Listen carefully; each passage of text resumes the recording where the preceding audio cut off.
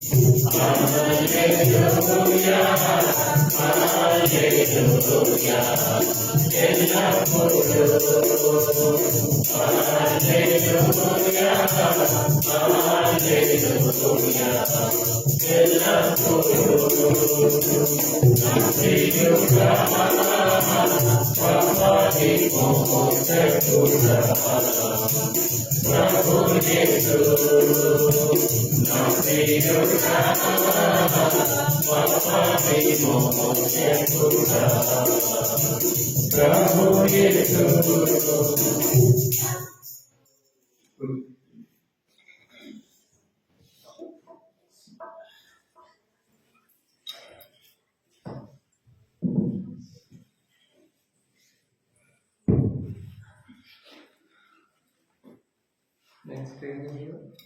బల్ల కదండి.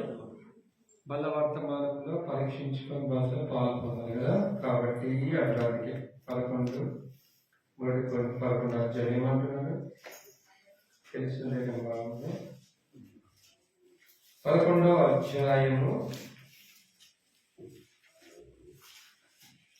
28, 29, 30 11వ అధ్యాయం 28 మొదటి కొరింథీయులకు రాసిన పత్రిక పౌలు గారు కొరింథీయులకు రాస్తున్న పత్రిక ఏమనంటున్నారంటే, కాబట్టి ప్రతి మనుషుడు తరచుతాను సంస్కరించుకోవాలి, అలాగూ చేసి అతడిని పాత్ర రావాలి. ప్రభు శరీరం ప్రకటించవాడు తనకు శిక్షాన్ని కలుగుతుంది రాస్తున్నాడు. ఇందువల్ల నేను అనేకులు బలహీనతలు లోపలే చాలా తెలిసిన చాలా ప్రార్థిస్తాం. ప్రేమల తండ్రి, నూతన సంవత్సరంలో ప్రభు మమ్మల్ని ప్రవేశపెట్టి మమ్మల్ని బలలో పాల్పొందడానికి ఇచ్చే సమయము అందరం బట్టి కృతజ్ఞతలు చెల్లిస్తున్నాం. దేవా, ఇంతవరకు ఆలోచించి సాయపడ్డ స్తోత్రం తిరిగి ప్రభావ మమ్మల్ని పరీక్షించుకుని బలలో పాల్పొందడానికి సాయపడండి. నెమ్మది శాంతి దయచేయండి. దేవ వాక్య ధర మాట్లాడండి. ఆత్మక్షేమ సంరక్షణ దయచేయండి. వేసినాంలో వేయించున్నాం తండ్రి.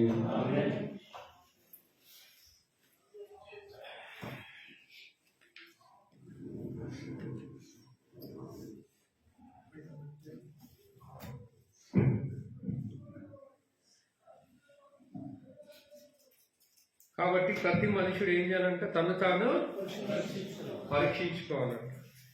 మనం ఎలా ఉన్నాం? పోయిన సంవత్సరం అంతా మనం మరి బల్లలో పాల్గొనక ముందు మనం ఏం చేస్తాం, ఎలా ఉన్నాం అని చూసుకోవాలి. దేవుడి కొరకు ఏమైనా చేసామా? ఒకరికైనా సువార్త చెప్పామా? ఏమనుంది ఇక్కడ 26వ వచనం, మీరు ఈ రొట్టె తిని ఈ పాత్రలను త్రాగన్నప్పుడల్లా ప్రభు వచ్చే వరకు ఆయన మరణమును ప్రచురించున్నారని ఇచ్చాడు. మరి ఇచ్చారా? ఎంతమంది చెప్పారు సువార్త? చెప్పినా వేరే కదా, ఎవరికొక చెప్పాలి. ప్రతిరోజు అంట అనుదినం మన సువార్తని ప్రకటించింది కదా. నమ్మిన వాడికి రక్షణ, నమ్మిన వాడికి శిక్ష. రేపు పొద్దున శిక్షలకు పోతే లెక్క మనకు మీద ఉంటుంది. లెక్క అడుగుతాడు, అడగరా? అడుగుతాడు. ఎప్పుడైతే ప్రభులోకి వచ్చావో, ఎప్పుడైతే నూతన పురుషుడు నేను చేశాడో, ఆయన అకౌంట్లోకి వచ్చావో స్టార్ట్ అవుతుంది మన చరిత్ర, ఆత్మీయ చరిత్ర. ఆత్మీయ జీవితంలో దేవుడు స్టార్ట్ చేస్తాడు లెక్క అడగడం, అంతే కదా. ఇంక ఉదాహరణకి అర్థం కావడానికి, ఎప్పుడైతే నువ్వు పాస్బుక్ తీసుకుంటే, ఎప్పుడైతే అకౌంట్ ఓపెన్ చేస్తావో స్టార్టింగ్, అంతే కదా. డేట్ వేస్తాడు, ఓపెనింగ్ బ్యాలెన్స్ ఎంత తీసుకున్నావు, ఎంత డ్రా చేసినావు, లేకుంటే ఉండరా? నేను అకౌంట్ ఓపెన్ చేయకపోతే ఉండదు. మళ్ళీ అకౌంట్ ఓపెన్ చేసినావు, ఆత్మీయుని అకౌంట్ ఓపెన్ చేసావు నూతన పురుషుడు. ఎప్పుడు? ఈ సంవత్సరం నీ జీవితం మార్చుకున్నావు, ఈ సంవత్సరం ప్రభుని అంగీకరించావు, ఈ సంవత్సరం కదా ఉదయం మార్చబడింది. నువ్వు ఏ సంవత్సరం నుంచి మార్చబడిందో తెలియదు, మీరు ఎప్పుడు రక్ష పొందుతావు. అప్పటి నుంచి అకౌంట్ నుంచి స్టార్ట్ అయింది, నీకు నిలవట్లే, లావాదేవీలు జరుగుతున్నాయి. అర్థమైందా?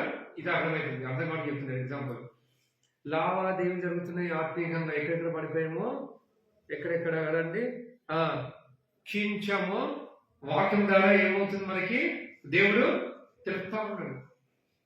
ఏ టైంలో డ్రా చేసావు, ఏ టైంలో తీస్తావు, ఏ టైంలో వేస్తావు కదండి. అన్నీ కూడా కొట్టగానే వచ్చేస్తాయి నీకు. వస్తారు ఆ బుక్లో చూసుకుంటా, ఓహో నిన్న సాయంత్రం వేసాను కదా 50,000 చెప్పుకో అమ్మ, అది చెప్పద్దు, నేను ఏదైనా చెప్తా, సాక్షి ఎప్పుడు చెప్తా కదా, కానీ అది చెప్పాను. నిన్న సాయంత్రం వేసిన వాళ్ళ దగ్గర రైట్. మరి మొన్న ఎంత డ్రా చేసినావే నిన్న క్రిస్మస్కి 10,000 న్యూ ఇయర్ కూడా 20 వచ్చాయండి. అమ్మా ఇంత అయిపోయిందా, బట్టలు కావాలి దేవుడికి ఇచ్చి ఇప్పుడు బట్టలు మాత్రం మంచిగా ఉన్నారు కదా, మొత్తం తెలిసిపోతుంది కదండి, అకౌంట్లో మొత్తము తెలిసిపోతుంది. అట్లా వాక్యము ద్వారా కూడా తేడా తెల్ల కూడా నీకే అంత జ్ఞానం ఉంటుంది, దేవుడికి లేదా కదా.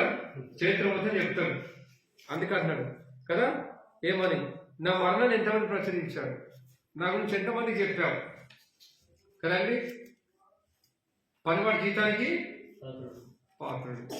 సో సువార్త ప్రకటించి నా మరణ ప్రధాన శక్తిని ప్రకటించి అప్పుడు ఏం చేయాలి, బలలో పాలు పొందాలా, లేకపోతే ఆచారరీతిగా అవుతుంది కదా. వాళ్ళు పాలు పొందుతున్నారని చెప్పి మనం కూడా చూసుకొని, నేను అంత కొత్తగా అరే నేను తీసుకునేమని అనుకుంటానేమో, పోయిన వాళ్ళని తీసుకుపోతే ఎట్లా తీసుకోవాలి కదా. ఇప్పుడు ఇక్కడ మీకు చేస్తున్నాయి, ఇది టాబ్లెట్ కాదు, టానిక్ కాదు కదా. పోయి పంట పెట్టిపోయి ఎవరు పోయి పన్నట్లో పోయి టానిక్ పోయి గోలి, అది కాదు. ఇదేంటంట టానిక్ కాదు, ఏంటంటే ఇది భౌతికమైన టానిక్ కాదు. జ్వరం వస్తే తగ్గడానికి ఆత్మీయమైన సంబంధమైన బల్ల రొట్టె కదండి. ఒక్కసారి బాడీలో పడిందంటే ఎట్లా వేసుకోవాలా, ఆయన ఆజ్ఞ పాటిస్తున్నా లేవా, పాటిస్తున్నాం కదండి. అట్లా మరి ఎంతమంది పాటించాలి, ఎంతమంది చేస్తూ వచ్చారంటే మనం చూసుకుంటూ వచ్చాం రైట్. సార్ మరి ఎలా ఉండాలి, 11వ అధ్యాయం ఏం చెప్తున్నాడు, కొరింథీ రాసిన పత్రిక 11వ అధ్యాయం ఏమని చదవండి. నేను క్రీస్తును పోలి నడుచుకుంటున్న ప్రకారము మీరు నన్ను పోలి నడుచుకోండి. ఒకప్పుడు ఎలా ఉండే పౌలు గారు, హింసపడను, దూషపడను, హానికరను, తెలియక నేను తప్పు చేస్తా, తెలియక పాపం చేస్తే నేను తనకి క్షమింపబడి తిని అన్నాడా. అయితే మనం కూడా తెలియక ఎన్నో చేశాం, దేవుడు క్షమించాడు, సంఘం లంఘంగా చేశాడు, ఒక సంఘంలో చేర్చాడు కదండి. మరి తెలిసి చేస్తే శిక్ష కంపల్సరీ. అందుకే మీరు అనేకులు రోగులు నిద్రించుతున్నారంట. అంటే ఏదో ఆత్మీయమైన రోగం నిద్రించుతున్నాం, మనకు అర్థం కావట్లే, గ్రహింపులో రావట్లే, పరలోకం పోతామో పోమని కూడా దృఢమైన నమ్మకం లేదు. అమ్మో ఇప్పుడు ఇప్పుడు వస్తే ఎట్లా, ఇంకా చాలా ఉంది కదా, ఇంకా భౌతికమైన చాలా ఉంది కదా. ఇది అట్లంటే ఎట్లా, ఇప్పుడు వస్తే ఎట్లా వేసుకోవాలి, ఇంక ఇల్లు కట్టాలా, పెళ్లి చేసుకోవాలి, ఉద్యోగం రావాలా, పిల్లలు కనాలి, ఎన్ని ఆశలు కోరికలు, మంచి బైక్ కొనాలా కదా, కారు కొనాలా, ఇంకొక ఏముందా కారు కొన ఒక్కసారి అట్లా తిప్పేస్తే కదా చాలు. ఇంకా అప్పుడు ఏ సంవత్సరం పరిస్థితి ఏంటి, నీకు ఏముంది మంచిగా ఉండాలా, కానీ పరసంబంధమైన ఉద్దేశం, పరసంబంధమైన పడగల, పరసంబంధమైన ఆకాంక్ష ఉండాలి. ఒక ఇది ఉన్నా దాంతోపాటు ఏముండాలా, నువ్వు అది పెట్టి దీనికోసం మాట్లాడితే ఇబ్బంది కదా, ఇబ్బంది. అందుకే పోవాలంటే నేను ఏదో విశ్వాస భ్రష్టుని అవుతాను బోధించి కదండి. అందుకే నన్ను నేను ఏం చేస్తానంటే దేవుడు ఏం చేస్తానంటే పౌలు గారు నలగొట్టుకుంటాడు. ప్రభు నమ్మనప్పుడు ఒకలాగా, నమ్మిన తర్వాత ఒకలాగా. ప్రభుకు నచ్చింది అది. ప్రభు నమ్మినప్పుడు ఎంత ఆసక్తితో వెళ్ళాలండి, ఎక్కడికి చంపడానికి పోతుంది కదా, దమస్కు పట్టణం వరకు పోయింది. ఎంత దూరం అది, ఎన్ని కిలోమీటర్లు, దేశం దాటుకొని పోతున్నాడు. క్రైస్తవులు అందరూ ఏం చేయాలా, చంపాలి, ప్రాణదానంగా పెట్టుకున్నట్టు. ఎక్కడున్నది మాట చూడు, అపొస్తల కార్యములు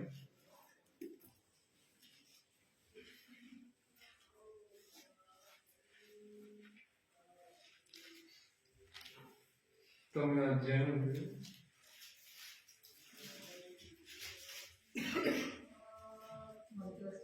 9వ అధ్యాయం 1వ వచనం చదవండి. సౌలు ఇంకా ప్రభు యొక్క శిష్యులను బెదిరించుటయు హత్య చేయుటయు తనకు ప్రాణాధారమైనట్టు ప్రధాన యాజకులకు వెళ్ళి ఈ మార్గమందున్న పురుషులనైనా స్త్రీలనైనా కనుగొనడలా వారిని బంధించి తీసుకుని వచ్చేటప్పుడు దమస్కులోని సమాజంలో వారికి పత్రికలు ఇవ్వని ఎంత ధైర్యం చూడు. ఇది ఒక మార్గం అంటున్నాడు పౌలు గారే అంటున్నాడు. ప్రభు నమ్మనప్పుడు సౌలు ఏమంటున్నాడండి? పౌలు ప్రభు నమ్మనప్పుడు ఏమన్నాడు? ఇది ఒక మార్గం. చూసావా? ఇదొక మార్గం, ఇదొక మార్గం అయ్యా దేవుణ్ణి అని సాక్ష్యం ఇస్తా ఉన్నాడు. ప్రభు నమ్మనప్పుడు అనేసి నోడుతాడు. పరిశుద్ధాలు అనిపించిండే మొత్తంగా అన్నాడు ఇదొక మార్గం అనేసిండు. ఆ మార్గంలో రావడానికి రామదేవుడు ఎవరికి సౌలికి. ఈ దినాలు కూడా అనేక ఆ మార్గం అంటేనే ఇబ్బంది. ఎందుకంటే ఇరికైన మార్గం ఇది.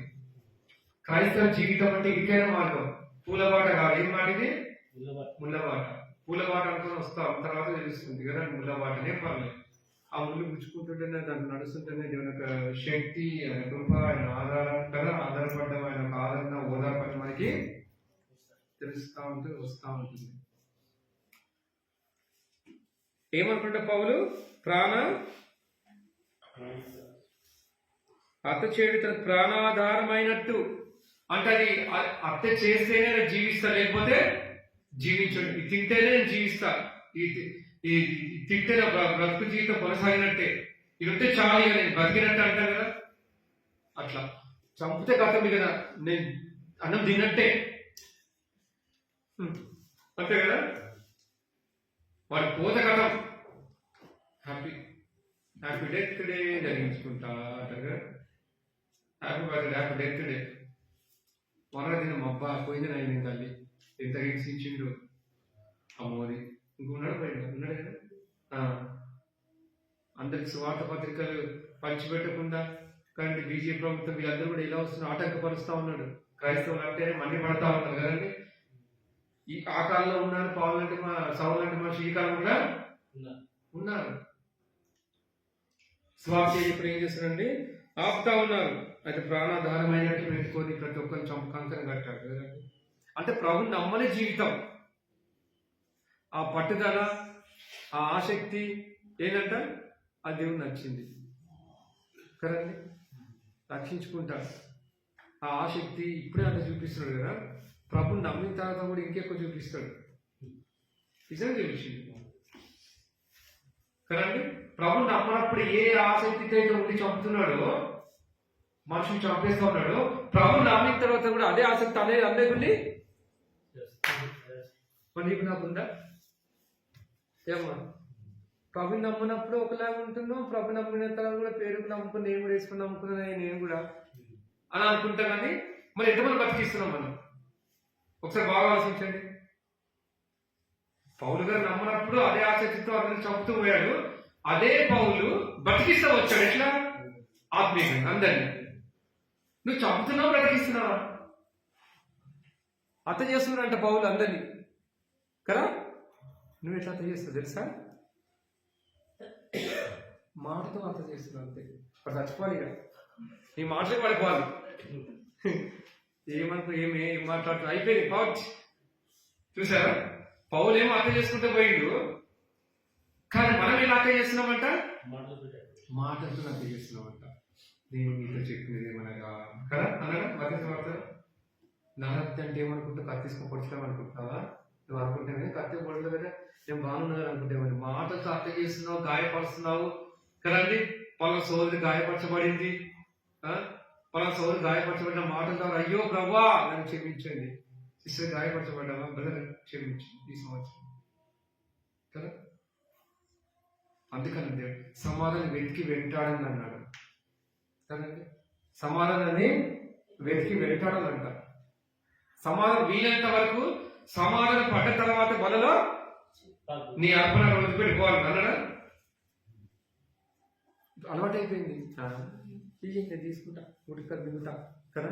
నా మూసి సిగ్గు, సారీ చెప్పడానికి సిగ్గు, క్షమాపణ పెట్టడానికి సిగ్గు. నేనేమన్నాను? ఫస్ట్ వాళ్ళు అన్నారు, వాళ్ళు వచ్చి రావాలి కదా.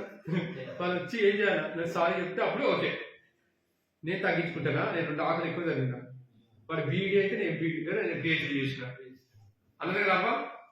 అవ్వ పిహెచ్డీ చేసింది అబద్ధం ఆడే విషయం కదా, ఏసే విషయంలో. అవ్వ ఇంట ఆదాము ఇంటర్మీడియట్ అవుతే ఏమేం చేసింది, ఒక ముఖ్య ఎక్కువ అయిందంట, నేను అవ్వ సర్పం అన్నది కదా. అట్లా ఒకరి మీద ఒకరు ఒప్పుకో, ఒకరి మీద ఒకరు చెప్పుకుంటా. ఫస్ట్ వాళ్ళని వచ్చింది అని అందుకని చెప్పి వాళ్ళకి సాగి చెప్తే కానీ నేను పోను. ఫస్ట్ ఆయన అన్నాడు కానీ ఆయన పోను కదా, ఫస్ట్ ఆమె అన్నది కాబట్టి ఆమె సాగి చెప్పాలి. ఇప్పుడు ఏమైంది నువ్వు చెప్తావు ముందు, నువ్వు తగ్గించుకోకపోతే ఇప్పుడు ఏమైందని నీ ముందు అంటారు కదా. తగ్గితే నీ ముందు పోరాదు, మీ ఆయన కానీ పోరాదు, మీ భార్య కానీ పోరాదు, మీ అత్తయ్య కానీ పోరాదు, నీ కోడలే కదా. సరేలే అంటే అన్న మీద కోడలకి క్షమించామని ఇవ్వకుంటుంది, సరే అంటే అంటే అత్తయ్య కదా ఇవ్వకుంటుంది కదండి. ఇట్లా అన్నది మమ్మీ కదండి. ఇవన్నీ తీసుకొస్తే మనసులో పెట్టుకుంటే ఇక నీకు ఏడు తగ్గింపు ఉందని చెప్పడం ఈజీ, నాకు చెప్పేస్తాం కదండి. అది నా దగ్గర కన్వర్ట్ చేస్తే అప్పుడు కష్టం, పాటించడము చెప్పేసి వెళ్ళిపోతా కదా. కానీ ప్రభు ఏమంటాడంటే నీ అర్పణ అక్కడ వదిలిపెట్టు కదా. అసమాధానం ఉందా, సమాధానం పడు, నీ వల్ల సమాధానం పడి ఏం పనిలో ప్రభు క్షమించాడు, పలానా సౌదరిని ద్వేషించాడు కదా, సౌదరి ద్వేషించి ద్వేషించారు, ఆయన చేసి తప్పుగా మాట్లాడి బూతుగా మాట్లాడాలి, అసలు క్రియేట్ అయ్యింది, ప్రభావాన్ని క్షమించండి, దగ్గర కడగాడు, శుద్ధీకరించు కదా. అయితే మనం ప్రార్థన చేసి నువ్వు ప్రార్థన చేయనప్పుడల్లా నువ్వేం చేయాలా, ఇతరులు క్షమిస్తే దేవుడు నేను ఏం చేస్తాడు, బైబిల్లో ఉంది అంటే వాళ్ళేనా, మీరు ప్రార్థన చేయనప్పుడల్లా కదా మీ పడిన వారిని కదా మీ శక్తులను ఏం చేయాలి, క్షమించాలి, క్షమిస్తే దేవుడు మిమ్మల్ని కూడా నేను మీతో చెప్పినది ఏమనగా అంటారు కదండి. ప్రతి అవన్నీ చాలా కష్టం, చదవడానికి బాగుంటుంది, చెప్పడానికి బాగుంటుంది, కానీ అది అనుమానించడానికంటే ఏడవుతుంది శక్తి మనం మనకు వస్తే పోయేంత వరకు కదండి. నీకు ఏడు ప్రేమ చెప్పాల్సి వస్తుందండి, బట్ ఒక్క మాట అక్కడి నుంచి వెళ్ళిపోతుంది, పోయినా అమ్మయ్యా కనబడుతున్నాయి దేవుడా, ఇప్పుడు కనిపిస్తే నాగని ప్రేమ చెప్పాల్సి వచ్చా, కనబట్ట ప్రేమ చెప్పాల్సి వస్తుంది, ఇది ఎప్పుడు గొడవ, అక్కడి నుంచి వస్తే ఇటు నుంచి గోడ తప్పించుకొని గొడవ పెట్టాం వీనంత వరకు చూసారా. అయితే పౌలు అట్లా కాదు, సౌలుగా ఉన్నప్పుడు అట్లా ఉండడేమో కానీ పౌలుగా మార్చబడిన తర్వాత తెలియక చేశాడు, అది చేయబడ్డాడు, మన్నించబడ్డాడు, తిరిగి దేవుడి కోసం రోషంగా జీవిస్తూ వచ్చాడు కదా. అనేకుల ఆత్మల్ని ఏం చేశాడు పౌలు, రక్షిస్తూ వచ్చాడు, ఎన్ని చోట్ల సేవ చేస్తూ వచ్చాడు కదండి. అన్ని చోట్ల పౌలు పత్రికలు కూడా రాస్తూ వచ్చాడు, చాలా చక్కగా రాస్తూ వచ్చాడు, ఎంతో ఆసక్తి కలిగి కదండి, దేవుడి విషయాన్ని చాలా ఆసక్తి కలిగి ఉన్నాడు. అదే మీరు మాంతిలై ఉండకుండా, సోమల్లై ఉండకుండా, సోమల్లై ఉండకుండా ఉండడానికి కదండి. ఇవన్నీ కూడా దేవుడి మనతో చెప్తా ఉన్నాడు, చెప్పాడు కదా. అయితే మనం పోయిన వారం పోయిన సంవత్సరం ఎలా ఉన్నాం, ఎలా మనం దేవుడిని సేవించాం, ఎక్కువ మన సొంత పనులు చేయించాం, అందుకని కదా మీరు ఎక్కువ సొంత కార్యంలో చూసిన నా కార్యంలో చూడట్లేదు. వాళ్ళు చేసుకుంటారు పో, సేవకుడు చేసుకుంటారు పో, సేవకులతో కలిసి చేద్దామని ఆలోచన ఎవరికి రాదు, ఎట్లా రావాలి నెలకింది చేయట్లే, ఇది నీ పని నా దేవుడి పని, సర్వోన్నతులైన దేవుని అందరు కలిసి అక్కడ ఒప్పుకుంటూ వచ్చారు, దేవుని సేవిస్తూ వచ్చారు. చూసుకుని అందరూ వచ్చారు, ఒకడు వచ్చాడు, ఎదురు ఒకడు వచ్చాడు, నేను ఎప్పుడు వచ్చాడు, అందరూ కలిసి ఏం చేశాడు, నేను అందరు కలిసికట్టుగా అంటే అక్కడ మనకి ఏం చెప్తుంటే ఐక్యత, సహోదరులందరూ కలిసి ఐక్యత కలిగి ఏం చేయాలంట, ఉన్న ఎంత రమ్యము ఎంత మనం అన్నాడు కదా. అందరు కలిసి ఇది నాది, ఇది నా పని, దేవుడి పని కదండి. మన ఇంటి పని ఎంత చక్కగా చేసుకుంటాం, ఏదైనా పోయి ఒక ఇటుక పగిలిపోయి ఎంత బాధనో కదా, అది మూసేంత వరకు మనసు పోయి ఉయ్యాల సిమెంట్ అరే కాల్సిందిరా పోయింది కదండి. అదే మందిరం అయితే ఆ బ్రదర్ చెప్పినావా, ఆ బ్రదర్ రాలే కదా, నేను అందరూ కలుసుకొని మాట్లాడుతుంది కదండి. ఆ పని ఏం చేయాలని పూర్తి చేయడానికి ప్రయత్నించి ఒకరొకరు పురుకొల్పుకోవాలి. నేహంలో కూడా ఏం చేస్తారు, ఒకరు ఏం చేసుకుంటే పురుకొల్పుకుంటూ వచ్చారు కదండి. మన ఆత్మ జీవితంలోకి వచ్చిన తర్వాత, ప్రభుని నమ్ముకున్న తర్వాత దేవుడి కోసం సేవించడానికి ఆసక్తి కలిగి ఒక పౌలు వలె ఇంకా చూడండి నేహమ్య గ్రంథం నిజ చేస్తూ వచ్చారంట వాళ్ళు. నేహమ్య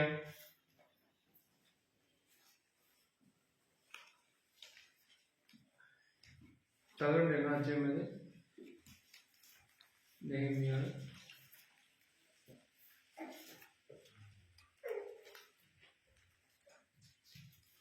9వ అధ్యాయం చూడండి. ఒకళ్ళొకరు పురుకొస్తా ఉంటాయి చూడండి, బీటలు బాగుతూ ఉంటాయి. ఎన్నో అధ్యాయం కదా నెహెమ్యా 7వ అధ్యాయం చెప్తే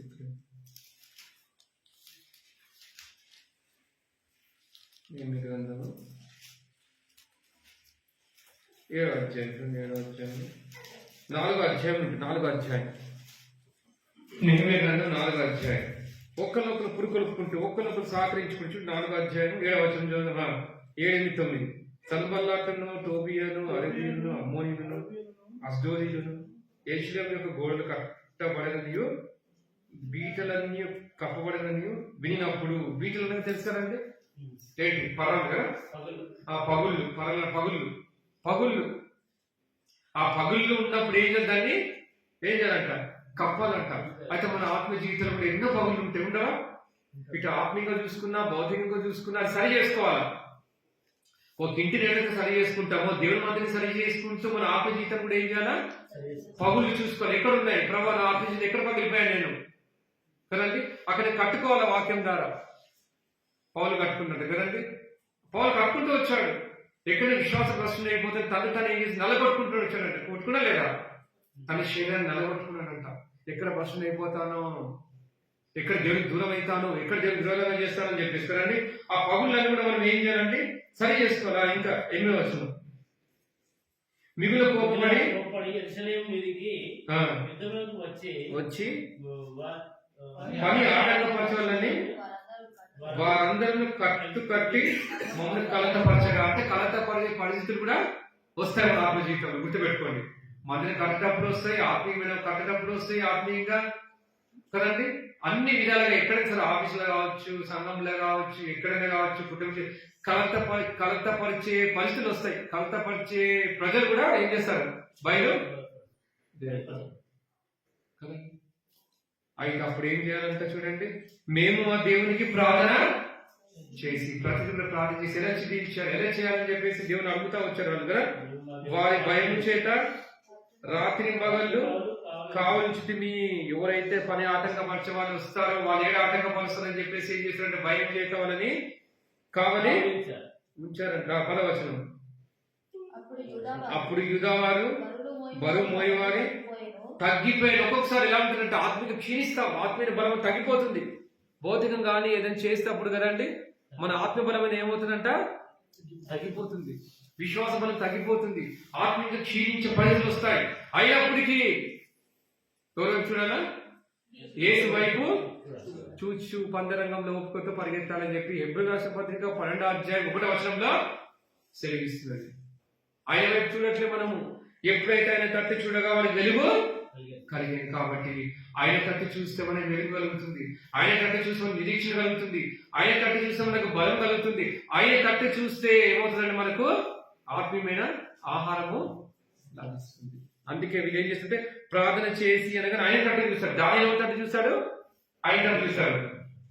దానిలో షడ్రకు మేషకు అబద్ధం తట్టు చూస్తాడు, ఆయన తట్టు చూస్తారు. కాబట్టి వాళ్ళలో ఏంటంటే గొప్ప కార్యాలు చేయగలరు. దానియేలు దేవుడే నిజమైన, షడ్రకు అబద్ధం దేవుడు నిజమైన దేవుడు అని చెప్పేసి ప్రజలకు చూపిస్తూ వచ్చారు. ప్రతికూల పరిస్థితి వచ్చినప్పటికీ కదండి తగ్గిపోయిందంట. అయితే ఉన్న చెత్త విస్తారం గోడ కట్టలేమని చెప్పగా వాళ్ళకు నిరుత్సాహం వచ్చేసింది. ఆ కాలంలో కూడా ఈ కాలంలో కూడా వస్తుంది నిరుత్సాహం అని బాణం వేస్తాడు సాతానుడు కదండి. మనం చాలా నిరుత్సాహపడిపోతాం, జనాలను చూసి నిరుత్సాహపడిపోతాం. అయితే దేవుడైన యెహోవా ఆ యేసుప్రభు వైపు చూస్తే ఏమవుతుందంట, తిరిగి.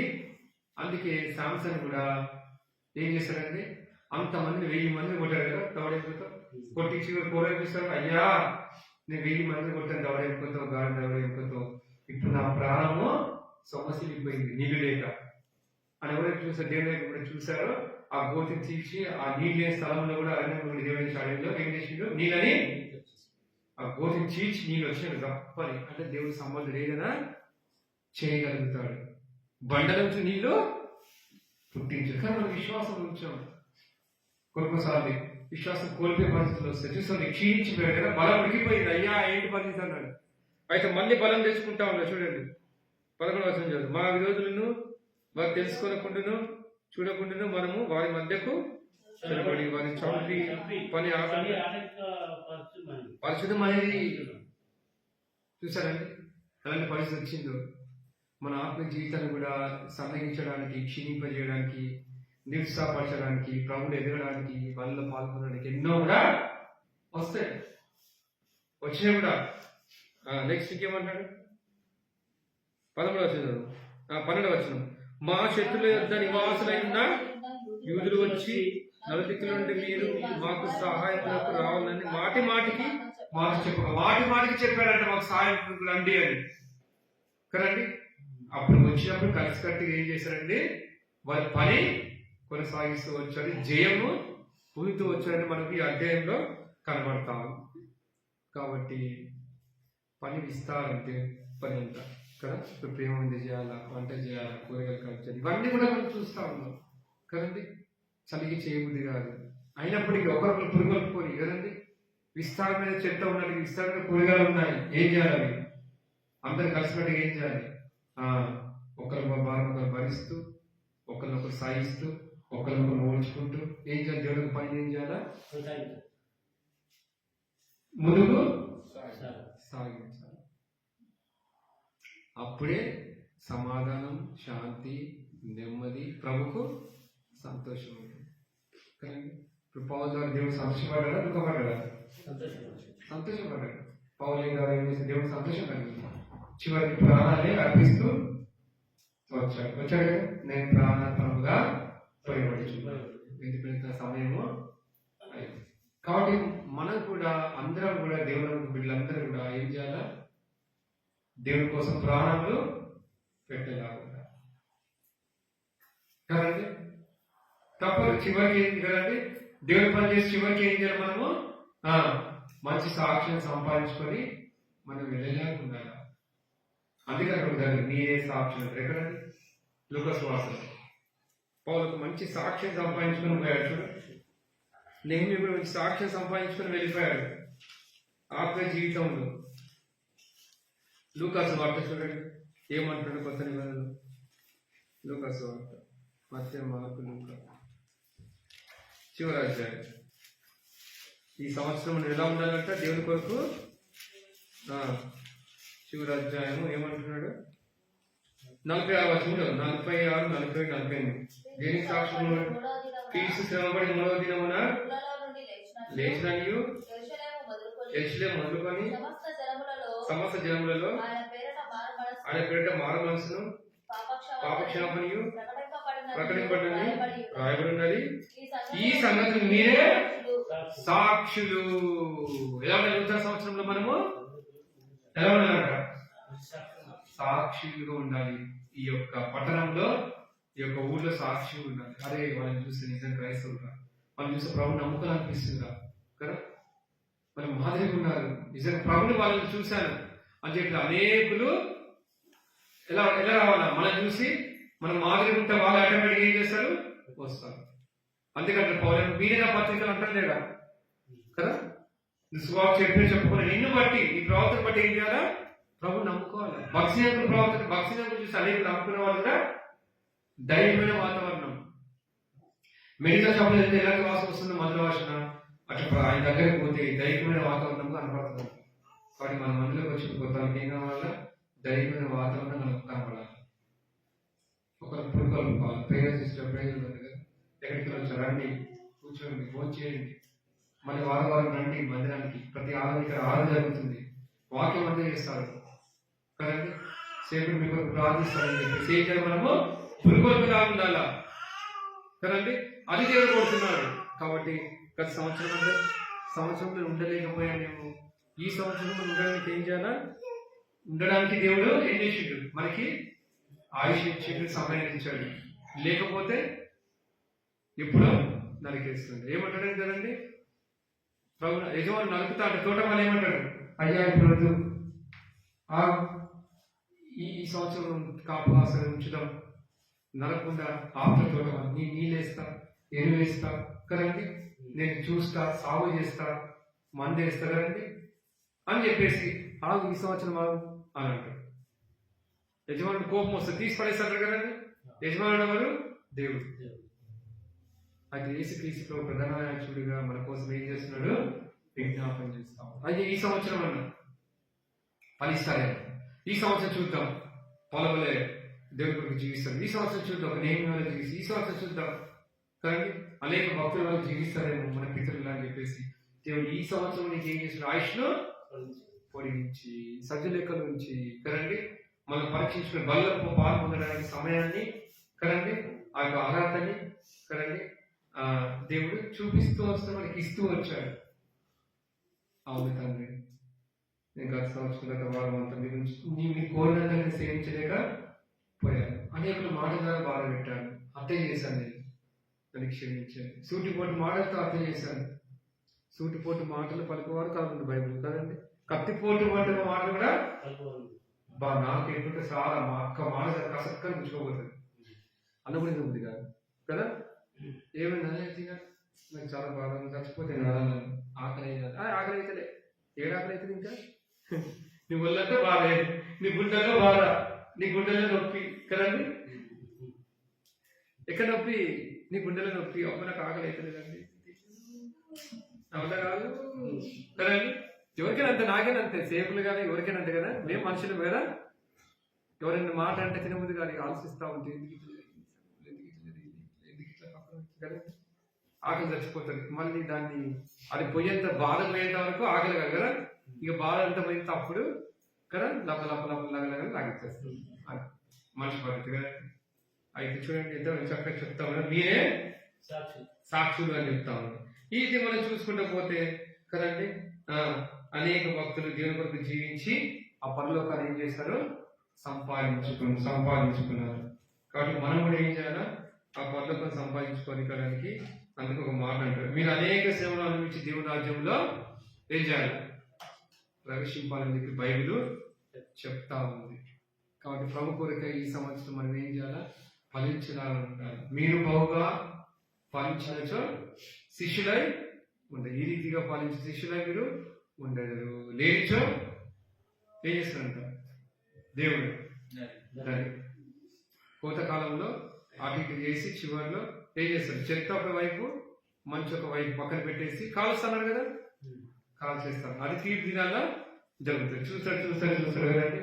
తీర్పు దినాల్లో ఏం చేస్తారు? దేవుడు అందరినీ పోగు చేసి కుడివైపు ఉన్న వాళ్ళారా నా తండ్రి రాజ్యాన్ని మీరు స్వతంత్రించుకోండి, పదవ రాజ్యాన్ని, ఎడమ వైపు ఉన్న వాళ్ళారా గెట్ అవుట్ అంటారు, వెళ్ళిపోండి పాత్రలకి అంతగా.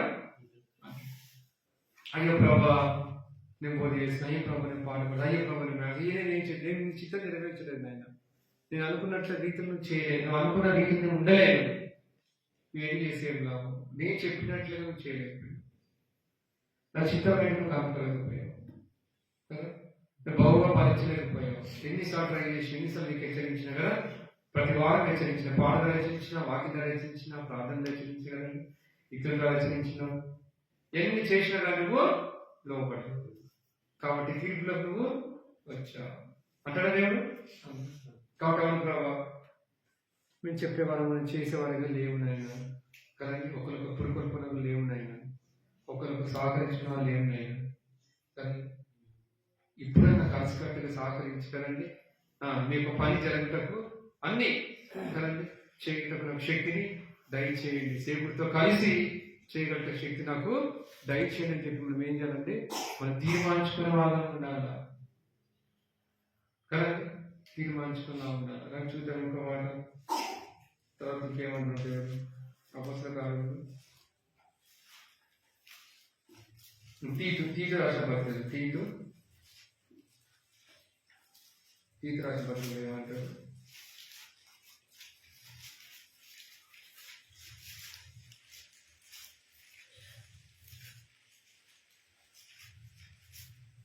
తిమోతి రాసిన తర్వాత తిమోతి 2వ పత్రిక తర్వాత తీతు ఉంటుంది.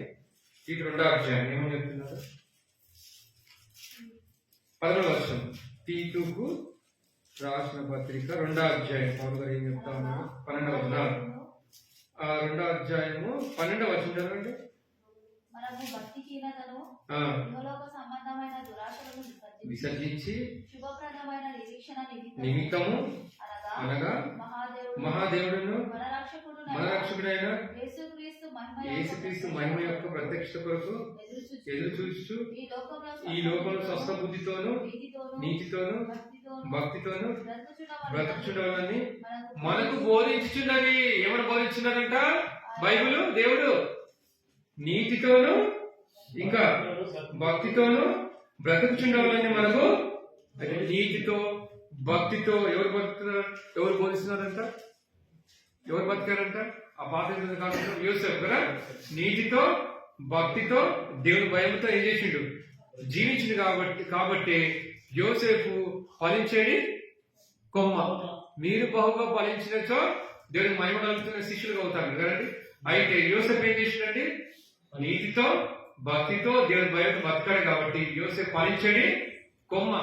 ఆయన జీవిత చరిత్ర చదువుకొని అనేకులు బాగుపడుతున్నారు. ఉన్నారు లేదా? ఉన్నారు కదండి. ఎంత కష్ట నష్టం వచ్చినప్పుడు నీతి మాత్రం పోగొట్టుకుండా జైలు వేసినప్పుడు నీతి పోలే. ఆయన ఉద్యోగం చేస్తున్నప్పుడు నీతి పోగొట్టుకోలే. దేవుని కొరకు జీవించిండు కదండి. చివరికి కదండి అధికారం ఇచ్చిండు రాదండి. ప్రతి కూడా ఆయనకు అప్పచెప్పిండు. పర్వాలేదు అప్పచెప్పిండా? ఆయన పరీక్ష నేను కూడా చేయండి. అంటే ఇంతకు ముందు ఎంతో అష్ట కష్టాల్లో వెళ్ళి ఆ టైంలో ఆ సమయంలో కూడా ఆయన నీతిని మాత్రము విడిచిపెట్టుకోలేదు. పక్షకాలప్పుడు మర్చిపోయాడు. చేసిన వీళ్ళు మర్చిపోయాడు. కన్న కళని కదండి వివరించి చెప్తే మేలు చేస్తే కూడా ఆయన మర్చిపోయి వెళ్ళిపోయాడు. కానీ దేవుడు మాత్రము గుర్తుంచుకున్నాడు. పక్షకాలను మర్చిపోయాడు కదా. ఆ కళ అంటే తిరిగి నీకు ఉద్యోగం ఇస్తాడు అనే కళ వచ్చినప్పుడు కళాభావాన్ని తెలియజేసి చెప్పినప్పుడు నిజంగా అట్లనే ఆయనకి ఆ భక్షకాలను తీసుకెళ్లి కదండి ఏం చేస్తాడు? మళ్ళీ ఉద్యోగంలో దాచి పెట్టుకుంటాడు కదండి. ఆ కళాభావం తెలియజేసినప్పుడు కరెక్ట్ అవుతుంది. నేను వెళ్ళి చేస్తాం అనుకుంటాడు, మేలు చేద్దాం అనుకుంటాడు, మర్చిపోతాడు. వంటారు ఎంత బాధపడతాడు కదండి. అయితే మనుషులు అయితే మర్చిపోతాడు చేసిన మేలు కదా. దేవుడు మర్చిపోతాడు? దేవుడు గుర్తుపెట్టుకుంటాడు. నువ్వు ఏది చేసిన దేవుడు మాత్రం దేవుడు గుర్తుపెట్టుకుంటాడు. చిన్న పని కానీ పెద్ద పని కానీ కదా. ఇప్పుడు నేమ్యద గ్రంథంలో వాళ్ళు చేసిన పని దేవుడు గుర్తుపెట్టుకోలేదా? రాసిలేదా? రాసిక వాళ్ళు ఎట్లా చేశారు, ఎట్లా ప్రార్థన చేశారు, ఎట్లా దేవుని ఆధారపడ్డారు, ఇవన్నీ కూడా దేవుడు రాస్తూ వచ్చే గ్రంథం లిఖితమైపోయింది. నువ్వు ప్రార్థించేది కూడా నీ కన్నీళ్ళు కూడా కళ్ళని రాసుకున్నాడంట. దేవుడి కొరకు ఎక్కడ పెట్టి ప్రార్థించావు, ఏం చేశావు అన్ని కూడా ఏం చేసి దేవుడు లెక్కలోకి తీసుకొచ్చుకుంటాడు. కానీ మనం మర్చిపోయేవారు అనుకుంటాం. దేవుడు ప్రతిఫలం ఇవ్వలే అనుకుంటారు. ఇస్తాడు దేవుడు, రుణము ఉంచుకోడు. తగ్గ ప్రతిఫలం చేస్తాడు. నువ్వు ఆయన కొరకు ఎంత కష్టపడుతున్న ప్రతిఫలం నీకు తప్పనిసరిగా ఇస్తాడు. దేవుడు న్యాయం మాత్రం అనేసరా న్యాయం. నువ్వు న్యాయం తీర్చుకోపోయినా ఆయన న్యాయం తీర్చలేడు. నువ్వు మర్చిపోయినా ఆయన మర్చిపోడు. చూడు నా చేతులు నేను చెప్పుకొని నేను ఏర్పాటు చేసుకున్నాను. నీ తల్లి గర్భంలో రూపింపుండి నేను ఏర్పాటు చేసుకున్నాను. నీ సృష్టించి నేనే, నీ పవనకు బట్టని నేనే, నేను విడవను నేను ఆయన చెప్పాడు కదా. నీ ఇచ్చిన వాగ్దానం నెరవేరే లేదా కదా అండి. ఇంకో వాగ్దానం నెరవేరలే. ఆయన వచ్చి మనం తీసుకెళ్తారు వాగ్దానం నెరవేరలేదు కదా. దాదాపు నేను వస్తానని వచ్చాడు కదా. ప్రాణం పెడతాను పెట్టాడు, వెళ్ళిపోయాడు. తిరిగి రాకడ వస్తాడు. వచ్చిందా? అది నెరవేరిందా? ఎవరు దేనికోసం ఎదురు చూపున్నది? దానికోసం. అందుకే పైన వాటిని నేర్చుకునే కదండి అన్నాడా. ప్రభు వచ్చేంత వరకు మనం ఉద్యోగం చేసుకుంటూ, మన కుటుంబం పోషించుకుంటూ, మన కుటుంబాన్ని చూసుకుంటూ ఏం చేయాలి? దేవుని పని కూడా సహకరించాలి. అది ఒక భాగమే. మొహం కలుపుకోమా అతను ఇంత డబ్బులు తినాం కదా. మొహం కలుపుకుంటాం, స్నానం చేసుకుంటాం, అట్లా వస్తారా? జడ వేసుకోరా, బట్టలు వేసుకుని నీట్గా మంచి స్ప్రే కొట్టుకుంటాం. అదొక భాగం. ఇది కూడా అంటే దేవుని పని కూడా ఒక భాగం. ఇక మన పనులు ఎన్నో ఉంటాయి. అవి పక్కన పెట్టి దేవుని కొరకు చేయాల. త్యాగం. పౌలు త్యాగం చేశాడు కదండి. తన జీవితాన్ని త్యాగం చేశాడు. పెళ్లి కూడా చేసుకున్నాడా? తన జీవితాన్ని త్యాగం చేస్తే మరి దేవుడు మనకు అన్ని ఇచ్చాడు. ఏం తప్పదు ఆ కాలంలో ఏం లేవు. ఏమైనా ఉన్నాయంటే చెప్పండి, ఏమైనా ఉన్నాయా? ట్రైన్ కానీ బస్సులు కానీ ఓడలపై ప్రయాణం చేస్తూ వచ్చాడు ఆయన పని. ఇప్పుడు మనకి దేవుడు అన్ని ఫెసిలిటీస్ ఇచ్చాడు. ఇచ్చినప్పటికి కూడా కదండి మనకు సహకరించాలంటే మనసు దీని పొగడి కదండి. నువ్వు ఏమన్నా ఏం చేసినా మనకి లాగా బాగా పొగడాలి కదండి. నల్లగా చాలా తెల్లగా ఉన్నాడు అని చాలా బాగుంటుంది అందరూ అంటే అప్పుడు ఓకే నువ్వు ఏం చెప్తే అది చేస్తా కదండి. అది ఏం చేద్దాం, అట్లా అయిపోయినాయి జనాలు, అట్లా అయిపోయినాయి కదండి. కాబట్టి పరీక్షించుకోవాలి. అందుకే మిమ్మల్ని మీరు పరీక్షించుకో. నీతిగా జీవిస్తున్నారు, భక్తిగా నేను ఏం అడిగాను మిమ్మల్ని? చూడండి, మీక దేవుడు ఏం అడుగుతున్నాడు మనల్ని? ఈ నూతన సంవత్సరం ఎలా ఉందనుకుంటున్నాడు? చూడండి, మీక గ్రంథం రాస్తూ వచ్చాడు.